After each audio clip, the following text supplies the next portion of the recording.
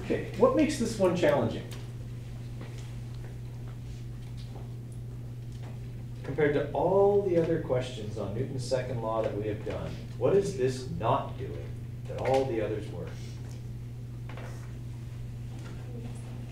Not moving, which means it's also not accelerating. Would you agree?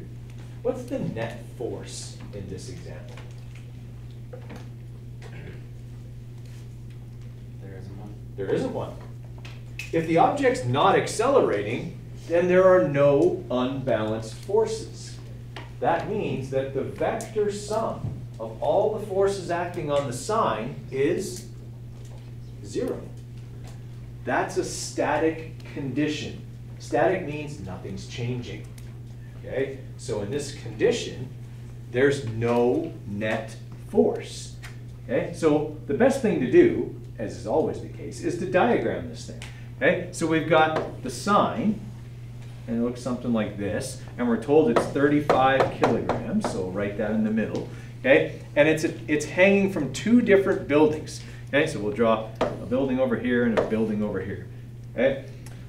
Cable 1 is angled 55 degrees below the horizontal from one wall. Okay, so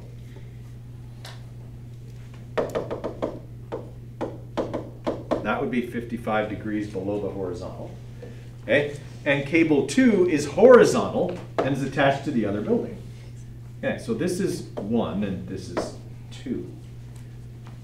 Okay, how many forces are acting on the sign?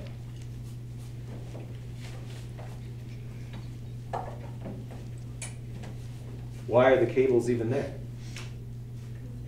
They're to counter gravity. Right, so you had 3 fingers up, Yeah. which is right. There are 3 forces acting on this sign. Cable 1, cable 2, and the reason the cables are there, gravity. Okay, so if I'm looking at this as kind of a free body diagram,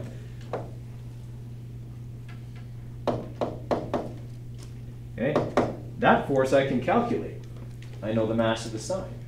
Okay, so I go 35 times 9.81, which is going to be what? 343.35?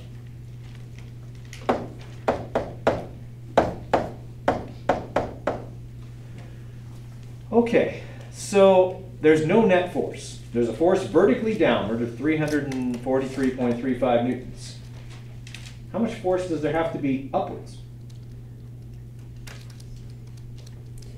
Same amount. Okay, which one of those cables can pull up? Cable 1. Only cable 1. Cable 2 is horizontal, perpendicular to that force. It can't affect that force at all. Okay? So only the first cable can pull upwards. But the first cable is pulling up and to the left.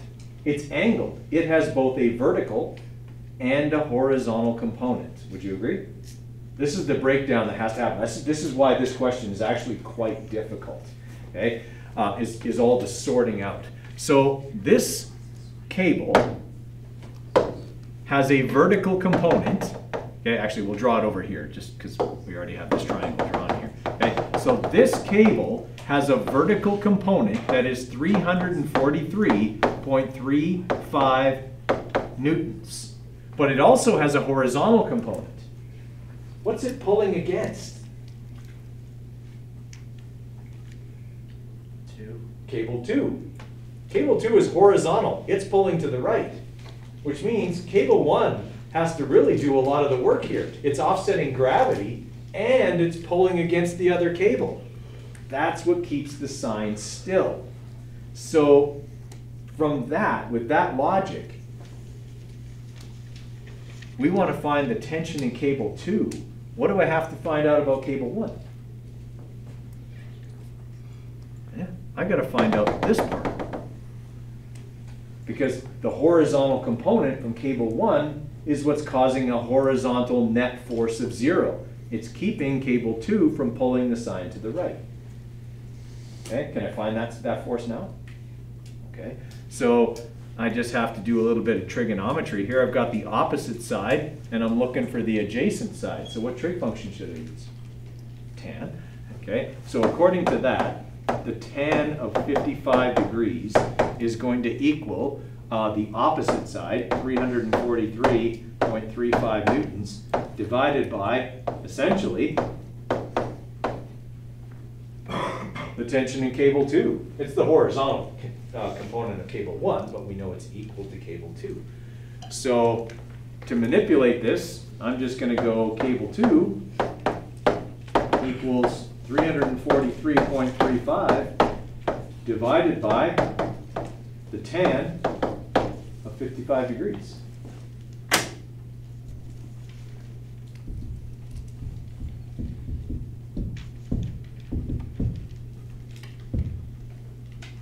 Okay, so cable 2 is pulling to the right with a force of, we only have 2 significant digits there, 2.4 times 10 to the 2 newtons.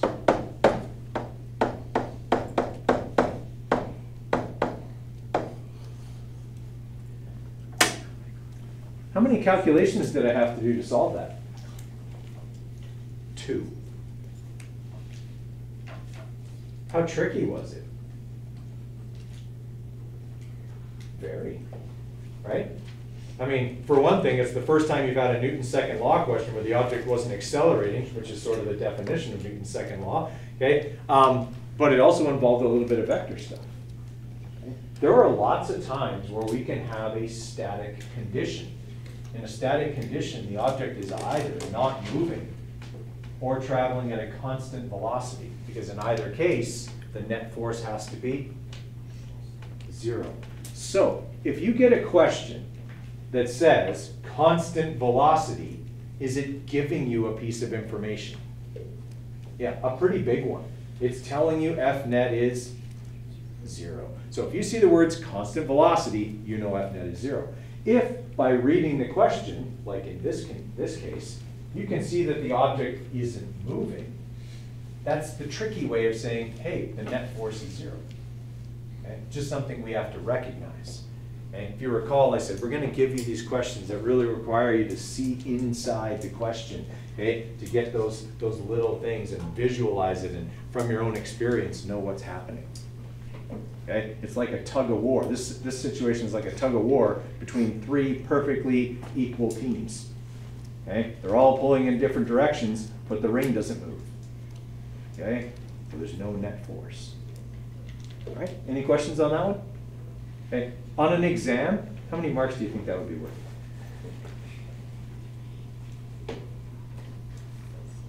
Six? Be worth 4 marks. Because there's really not a lot to do here, right? Like, if you drew the diagram, I'd give you a mark for that. Okay, you would calculate the force of gravity, I'd give you a mark for that. You have to do a little bit of trig, I'd give you a mark for that, and I'd give you a mark for the final answer. Okay. Now, you'll notice I didn't put a vector on my answer. Is that okay? In this situation, it is. It asks me, what's the tension in cable 2? Remember we talked about this yesterday. Tension pulls in both directions, okay? The sign is pulling on the wall, and the wall is pulling on the sign, okay? So tension doesn't have to have a direction. Had I worded the question this way, what is the force cable 2 exerts on the sign? Would you then have to give a direction? Because then it's defining it. It's saying, what's the force the tension is pulling on the sign with? On the sign. That one has a direction. That's to the right. Okay? But simple wording changes like that can mean a lot if it's on an assignment or a quiz or something like that. Okay? If I just say tension, you don't have to put a direction on it. Tension acts both ways. Okay? But if I said, how hard is the cable pulling on the sign? That's different. That's a force, that's a vector quantity. Okay? Everybody all right with that? It's a lot, right? Like, again, I'm going to say this probably a million times throughout this unit, but this unit's not mathematically difficult. It's always contextually difficult. Okay? That's why we do so many problems in this unit. It's not that I think your math needs practice. You need the experience. You need to see a lot of different situations in which Newton's second law applies. Soon, you'll end up like me.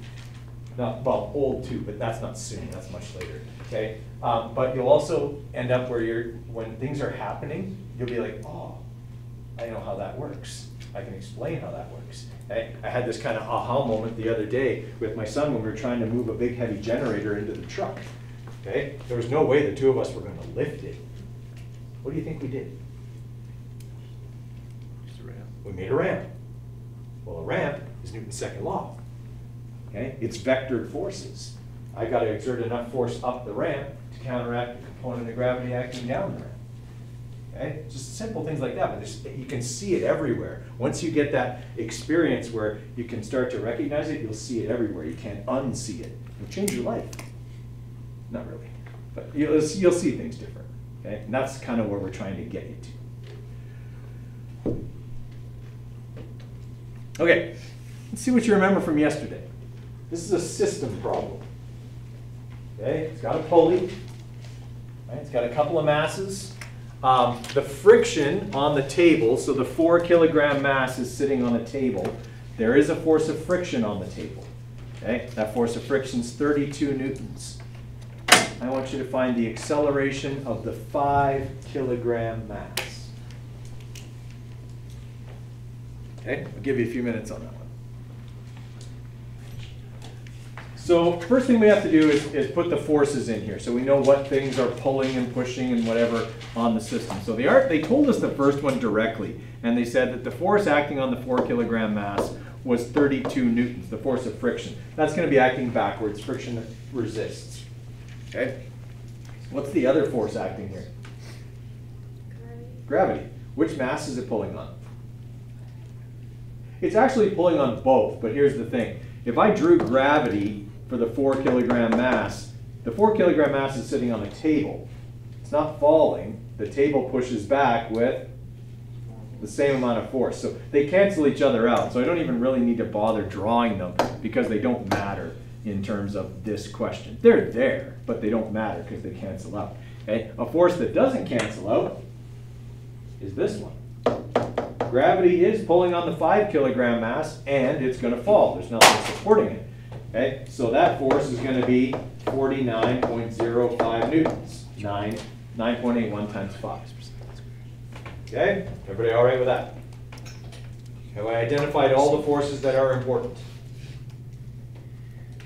I have. Those are the two forces that matter. They're the two forces that are not balanced. Okay? Can I figure out how much they're not balanced now? I can. Okay? In fact, what I'm going to do to figure that out is I'm actually going to simplify the diagram because these masses are connected. That means they're a system, and that means they move together. So how much mass do I put in that box? 9 kilograms. All right, so I've got 9 kilograms worth of mass being accelerated by a net force that is the sum, the vector sum, of these two forces. Okay, so my vector sum is going to be 17.05 newtons, yes? Okay, so F net is 17.05 newtons. Okay, I need to find the acceleration of the 5 kilogram mass. Okay, so now I've done the vector sum of all forces part of this question. Now I need to do this part of the question. F net equals m times a, but manipulated for a. Do I divide by 5, 4, or 9? 9. Remember, that net force isn't just pulling on the 5 kilogram mass. The 5 kilogram mass is attached to the 4 kilogram mass, and they have to move, accelerate together. So that's the trick with this question, is remembering that I have to divide by the mass of the system, not the mass Coderre asked about. Because on a test, I would totally word it this way, okay? Because I'll catch people, right? And they'll go, oh, 5, I got to divide by 5 because he's only asking about that mass. They'll forget, in a system, they move as one, okay? So I have to go 17.05 divided by 9, okay? And that will give me the acceleration of that system, which is 1 point, we only have, what, 2 significant digits? Actually, we only have 1 significant digit, so it would be 2 meters per second squared And then because it asked about the 5 kilogram mass, what else needs to go on that answer? Down, yeah. Okay. In this case, it asked about one of the parts of the system, so I can give a direction. If it had asked what's the acceleration of the system, it would have been obvious to divide by 9, and I wouldn't be able to give a direction. Okay? Questions on that one? Is that ringing a bell? Okay.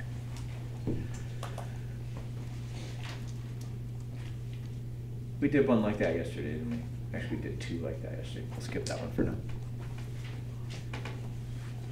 Okay. This is similar to one we did today.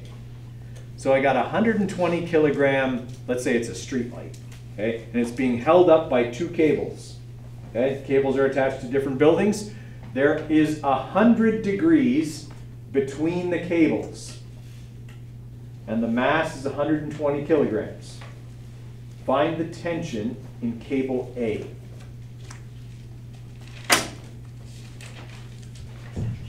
What's the net force in this question? 0. That 120 kilogram light isn't going anywhere. It's hanging there. Okay? That means that the forces down and the forces up have to be balanced. There are no unbalanced or net forces in this question. So we would have a downward force of gravity, okay, which we can calculate because we know the mass is going to be, what, 1177.8? Is that right? Yeah. 0.2 newtons. Okay, so we've got that force going down, and then we've got 2 angled forces on top. Do each one of those angled forces have a vertical and horizontal component? Okay. Do their horizontal components cancel each other? They do. They have to be equal, right? It's only asking about cable A. So what I would do is just draw for cable A. All right. If this angle was 100 degrees, then this angle is 50. Everybody all right with that? Okay. This line, or this component, balances the component for B. So I don't even need to worry about that. How big is this line for cable A? 1,177.2 newtons. Close. Just for cable A, how big is that line? Half of that number, right? Each cable's holding half the weight of that bulb or light or whatever we said it was. Okay, so if that's the thing that gets people on this question. They rightly go, there has to be 1177.2 newtons up, but they forget that it's being split between 2 cables. Again, contextually tricky, right? Mathematically not challenging. We can all calculate that, but that's what people miss. So I need to go 1177.2 divided by 2 to get how much of that is actually cable A's responsibility. So 588.6 newtons is that side. Since I have the angle, can I now calculate the tension in cable A? Yeah. All right, so I would just go that I'm looking for the hypotenuse and I have the adjacent side. So A is going to be 588.6 divided by the cos of 50 degrees.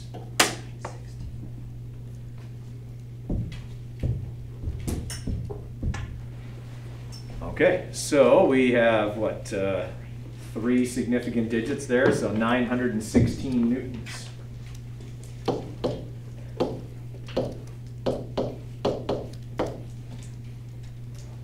Okay, since it asked for the tension, I don't have to give a direction. That's how tight that cable is. Right? Again, how much calculating did I have to do there? Not much. 3 calculations. Calculate the force of gravity, divide it by 2, and then do a trig calculation.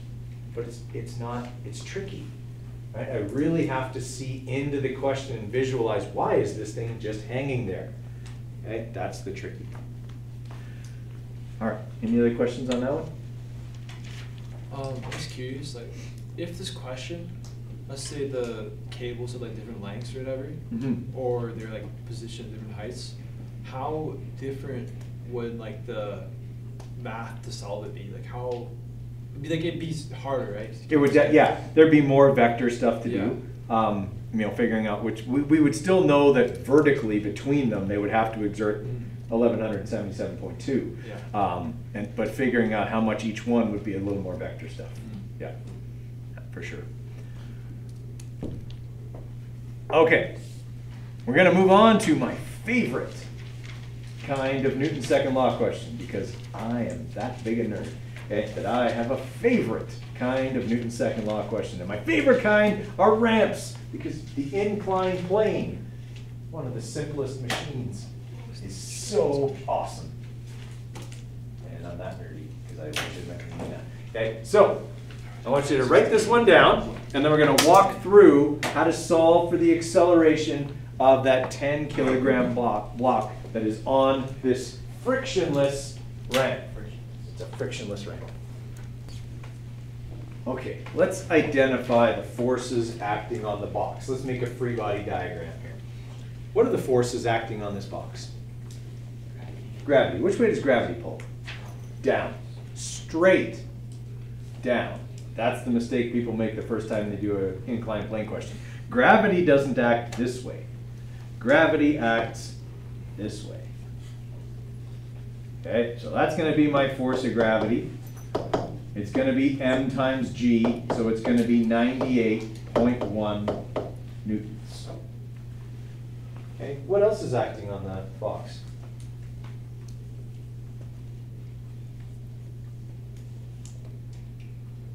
The ground that it's on, like the ramp itself. Yeah, the ramp.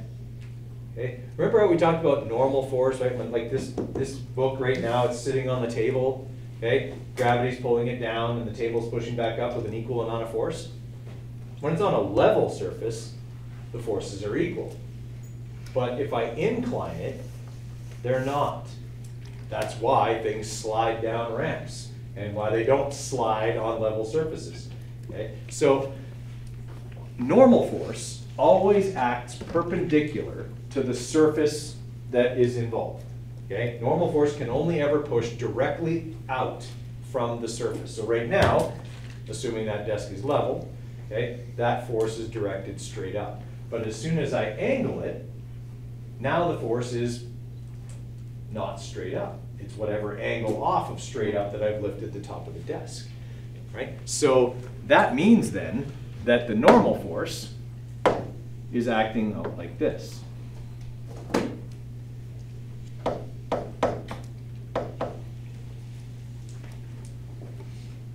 Okay. The ramp is frictionless, so I don't have to draw anything going back up the ramp. There's no mention of it being pushed or pulled. So are those the two forces? That's it. On a frictionless ramp, you have the ramp, normal force, and you've got the force of gravity. How in the heck am I supposed to get a vector thing out of that? I'm supposed to find the vector sum of those two forces? How do I normally draw vector quantities if I want to add them together? Okay, with triangles, I draw the vectors so that they are tail to head. Okay, so that means I'm just going to take this force right here, not with that thing. Okay, come on, the pointer.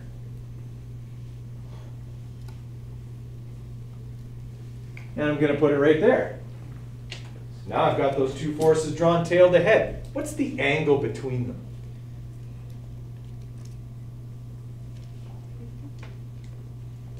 $30 degrees. Okay? The reason they're not equal, like they would be on a level surface, is because the surface is tilted 30 degrees. They're 30 degrees apart. Okay? So that would be a 30-degree angle. Okay? Since those two things have been put tail to head,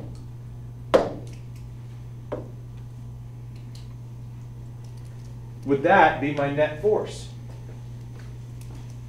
Would it be the vector sum of those two numbers? Do you notice anything about the red line and the ramp? Yeah, they're parallel. Isn't that the direction something goes when it's on a ramp? Right? See, this is the beauty of physics. This is why I love this. Okay? It just works. Okay? If it blows up or starts on fire, it's chemistry. If it's green and stinky, it's bio. If it works, it's physics. Okay? This is the beauty of physics.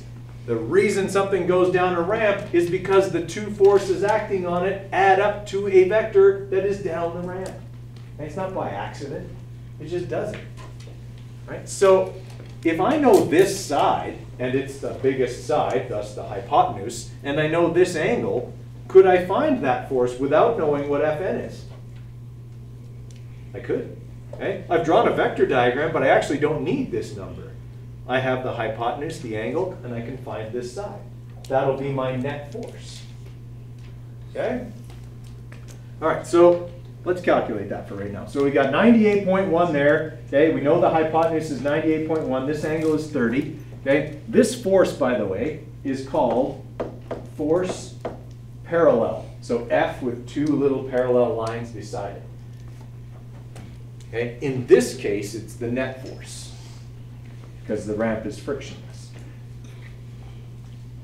Okay, so I've got that F parallel, and to calculate it, I'm just going to go sine of 30 times the hypotenuse, 98.1 newtons.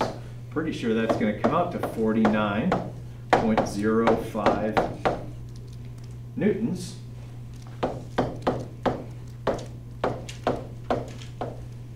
Down the ramp. Can I calculate the acceleration now? I sure can.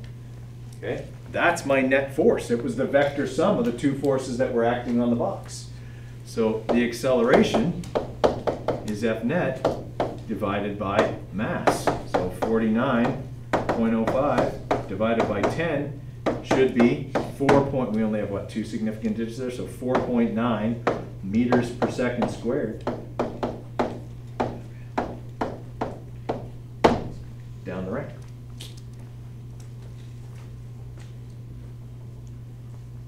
What if there was friction on this ramp?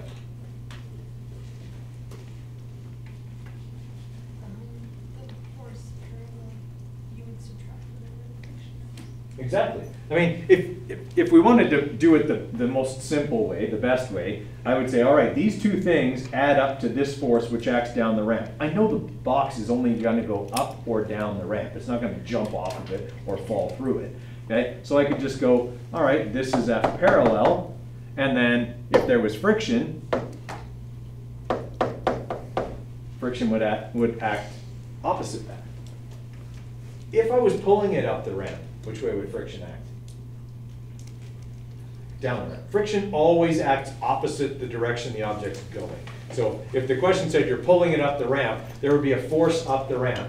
F parallel would still be down the ramp, and so would friction. You'd be working against both of them. Okay? Everyone all right with that idea?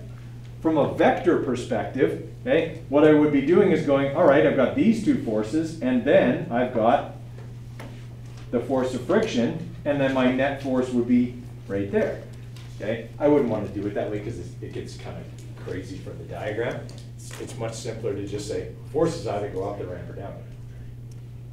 Right? Every inclined plane works that way. That triangle is always there in any inclined plane. All that changes is the angle. And that angle is always the same as the incline for the ramp. Okay? How do we feel about the inclined planes? Okay, I'm going to give you a little break, and then we're going to try a couple of inclined plane problems. How much sine 3 times 90? Force of gravity is the hypotenuse. The angle of incline is 30. F parallel was the opposite side. So it's a right angle. It's always a right angle, yeah.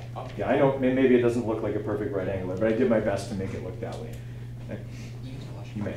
Okay, give you a 5-minute break here, guys, and then we're going to look at a couple more of those inclined plane problems.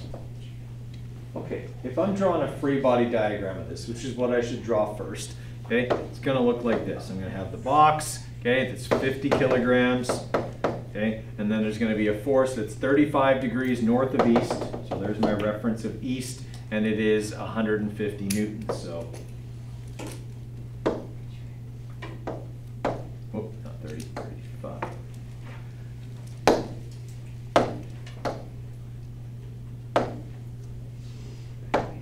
Okay, 35 degrees, and it's 150 150 newtons. And then I would have a second force, okay, that is 10 degrees south of east, that's 115 newtons. So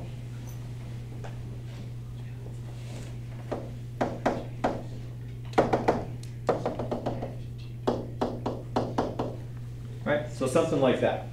Now, if I want to find the net force, which obviously I need if I'm going to get the acceleration, what kind of diagram do I need to draw now?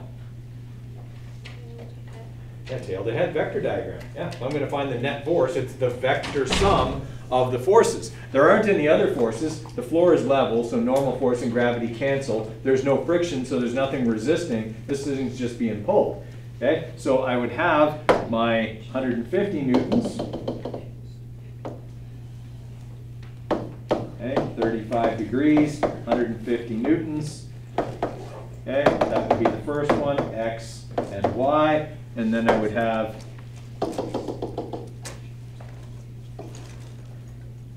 okay, 10 degrees and 110 newtons, right? 115 newtons. Oh, sorry, and it's south of east. Yeah, how about I start that diagram all over again. 10 degrees south of east.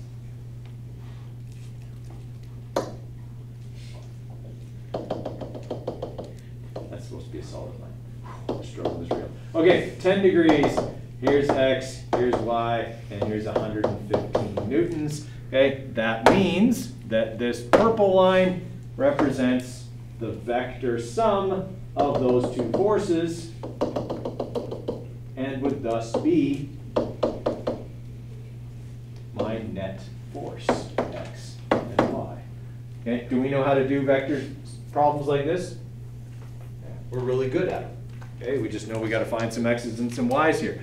Okay, so is there a little bit of trigonometry? Sure there is. Okay, but that's no problem because we're good at it. All right, so if I'm going to find green x, that's going to be the cos of 35 times 150.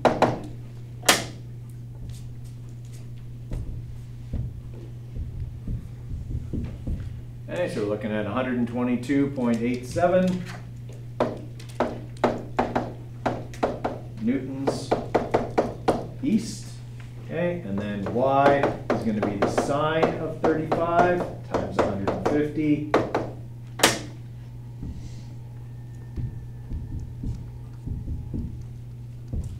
Okay, so we're looking at 86.04 newtons north. Okay, then for our blue triangle, okay, blue x is still adjacent, so it's the cos of 10 times 115.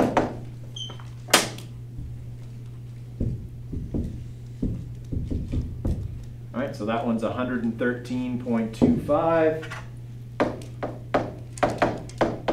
newtons east. Okay, and the y component is going to be the sine of 10 degrees times 115 newtons. All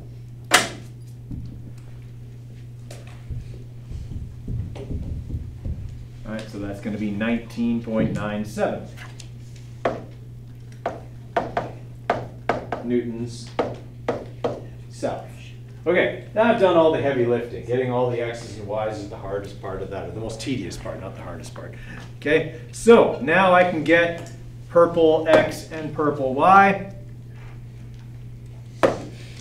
Okay, so purple x, both of my vectors go east, so I can just add them, the two x's together. All right, so I'm going to take that one there, the 122, and I'm going to add it to the 113. Okay, so purple x is 236.13 newtons east. Okay, for the y component, I have a north and a south, so I'm going to have to subtract them. So I'll take the 86 north and subtract the 19 south and get 66.07 newtons north. Okay, now I've got my resultants, my net force triangle figured out. Okay, now I can find what the net force is, at least its magnitude. So that'll be the square root of the 236 squared, obviously with all the decimals, plus 66 with all the decimals squared.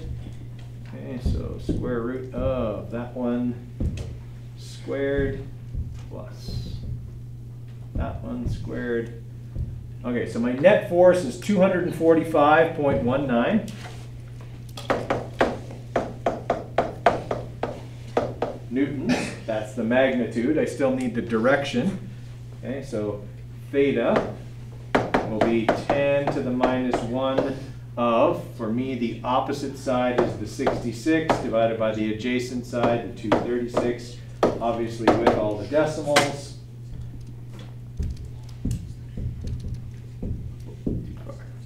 That one divided by that one.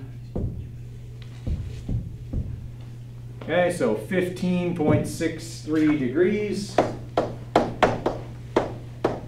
north of east. Okay, I have now done all the vector summing parts. Okay, I have my net force, magnitude, and direction. I need the acceleration. What do I do?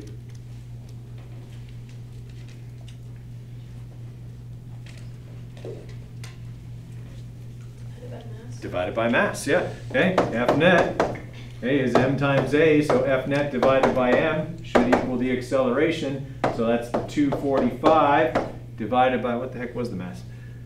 It's so far back. 50 kilograms. Okay, so take that number there with all the decimals in it and divide it by 50 kilograms.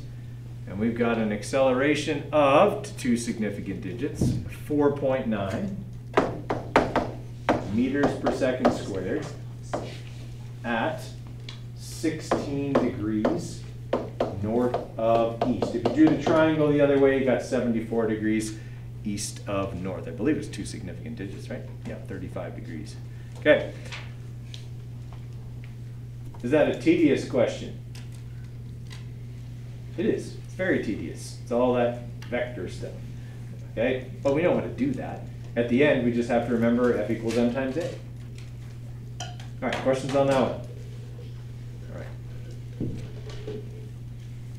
Okay, here's another inclined plane question. So you can look back to your other inclined plane example there to get that triangle that you need. Okay? Write that one down, give it a try, and then we'll walk through it together. In this one, there's a trick. And the trick isn't that it's being pushed up the ramp. Okay? What looks weird right now, right? When reading that first sentence. The box is 340 newtons. Right. The box is 340 newtons. Shouldn't a box be in kilograms? Well, a box can be in newtons as well. Newtons measures its weight. Kilograms measures its mass. I just gave you one of the forces you need to help you solve this question. Okay? In the end, you might have to work back to get the mass, but that's not hard. Okay? The 340 newtons is the weight, or what force?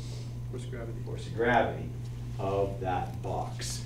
Always be on the lookout for that. Sometimes I will give you the weight of an object, not its mass. So I want to clarify something with this one. Okay? So, guys, the reason most people that I've seen have run into this problem is that they didn't identify the forces acting on the box in a free body diagram in the first place. Okay? I don't know what the mass is, but I can calculate it by going 340 divided by 9.81, but I don't need it. Okay? Right now I don't need it. I do know that this force is 340 newtons because they told me the weight of the box. Okay? I know that there's a normal force here, but I don't know what it is, and I don't need it for my purposes. Okay? I do know that the incline is 30 degrees, which makes that number there, 30 degrees. And then this side is F parallel. It's only the net force if there aren't any other forces. Once friction's in play, that's not there. That's not net force anymore. It's there, and I need to calculate it, but it's not the net force. Okay? So here's what I do. I know F parallel is here. F parallel is present on any incline. It is the vector sum of gravity and normal force. It's the force, the component of gravity that pulls down the ramp. Because gravity wants to pull it through the ramp, but it can't. The ramp prevents it. So F parallel is how much of the force of gravity actually ends up pulling it down the ramp. So F parallel is always there, and it's always down the ramp. In this question, they also tell you that there's a force up the ramp. They tell you it's being pushed up the ramp by a force of 200 newtons. And they tell you that there's a force of friction, but that you have to calculate it. Which way is friction acting? Down the ramp. Friction opposes. All right, those are my three forces. I should be able to calculate them as well as net force. Remember how I said I didn't need mass right away? Do I need it to get the net force? I do. Okay, so one of the things you have to do is calculate the mass. Okay, and that's just 340 over 9.81, right? If Fg is m times g, then m is F over g. Okay, so 340 divided by 9.81. Okay, there's our mass, 34.66. All right, I'm going to give you a couple more minutes now that that diagram has been drawn. Without that diagram, it's easy to miss the parallel force. We tend to forget about it, right? So parallel force takes into account gravity. You don't have to put gravity into your net force calculation. When you calculate F parallel, you've already taken it into account.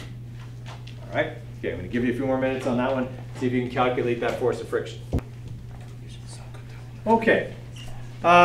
So I can calculate F parallel. I'm going to need that. It's one of the numbers I need to have. Okay, so I'm going to calculate F parallel by going sine of 30, right, times 340. I can't believe I just did that. Okay, 170 newtons. So this force here is 170 newtons. Okay, and we know that the net force is going to be our mass, 34.66, times the acceleration.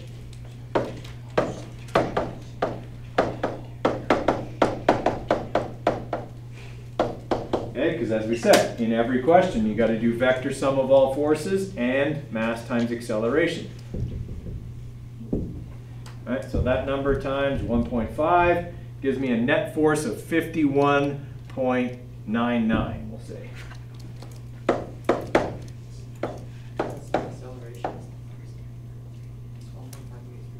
Oh, a constant velocity. Sorry.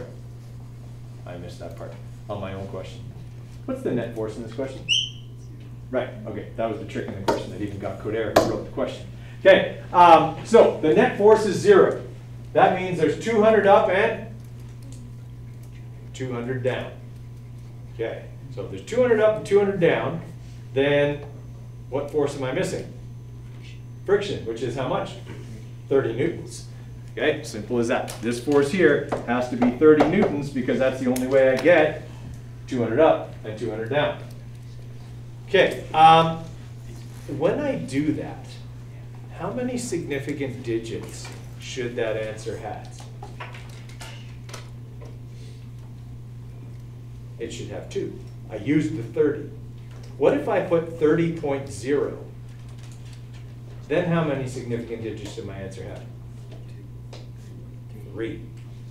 You never use the 1.5 to calculate anything. Okay? The 1.5 is there, but it's completely irrelevant in terms of your significant digits. It's a measured value that is never used to calculate anything. Okay? Everyone follow me on that?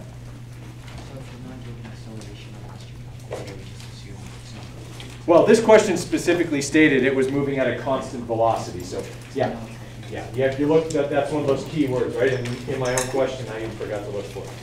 All right, so tomorrow's quiz, remember, is only going to have collinear forces and Okay, maybe a system question, that kind of stuff. There's not going to be any big vector things or inclined planes. Okay, if there is an inclined plane, you don't have to use this stuff to solve it. Okay, it would actually be just a collinear question. All right, questions from you guys?